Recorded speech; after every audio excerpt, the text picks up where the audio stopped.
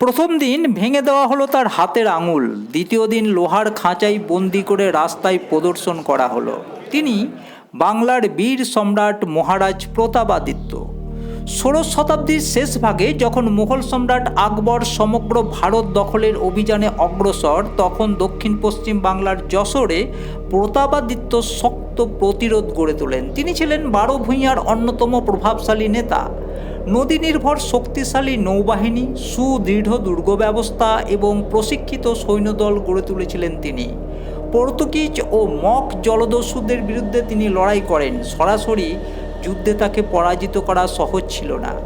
১৬০৯ থেকে ১৬১১ সালের মধ্যে রাজপুত সেনাপতি মান সিংয়ের অভিযানে আভ্যন্তরীণ বিশ্বাসঘাতকতায় ও কৌশলগত চাপে তিনি পরাজিত হন।